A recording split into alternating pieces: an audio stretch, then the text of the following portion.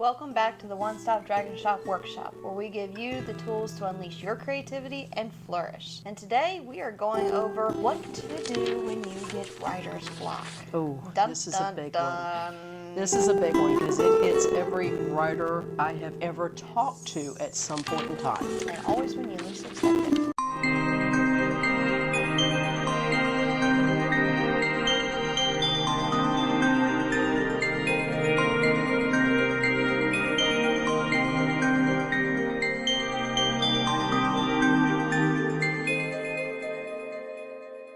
Have you experienced it yet? If you haven't, trust me, it is on its way, sooner or later. You end up writing your book, you're going along really great, you know where the plot's going, you know what the characters are doing, and then something happens in the real world, bringing you out of your wonderful book, right to reality, and you turn back to your book after a while, once you get the real world back to, Calm down.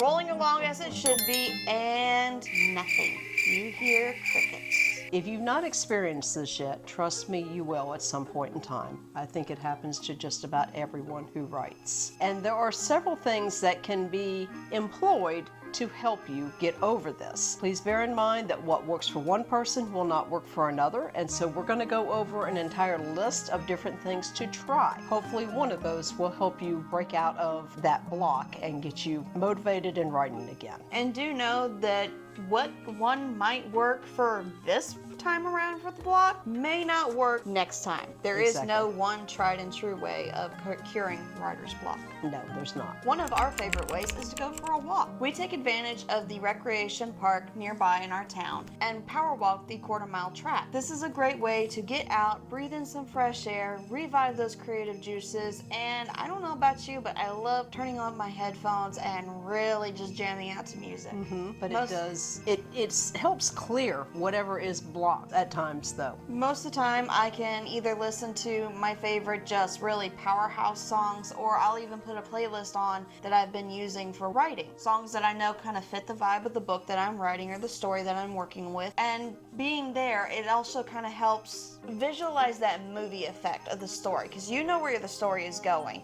The music is like the soundtrack for that movie, and it just kind of helps revive the whole creativity for me. Another one that happens to be one of my favorites is go back to the beginning and start editing your prior work of the book. Chances are very good that by the time you get caught up to where you are now and you're blocked, that the block will unblock itself and you'll be moving along. You're kind of killing two birds with one stone here, because you've got to edit your work anyway, so why not go ahead and do it while you're in the block and you don't know where the story's going, or you can't get the story going. Go back and edit some of your prior work. You may realize that you had a slight plot hole that you missed, and that's what's causing your block now. That's a good way of catching it. Try a different creative activity. Painting, cooking, playing an instrument. There's multiple different ones. Sometimes activating the other part of your creative brain can hotwire the one that is currently working with your book but is currently in slumber. You know, there is a movie, one of my favorite holiday movies is The Man Who Invented Christmas, and it is a story of Charles Dickens.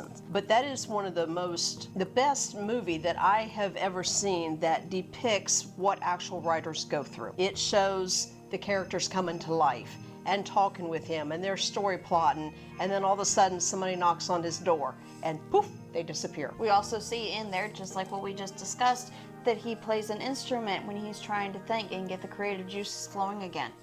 Sometimes he goes for a walk through the city in order to get inspiration on what's going on in the town, and you'll see where he picks up little bits and pieces, names from people passing on the street, activities from shops, and he sprinkles those in. Now, I will tell you that in this movie, which I highly recommend you check out this holiday season, is The Man Who Invented Christmas.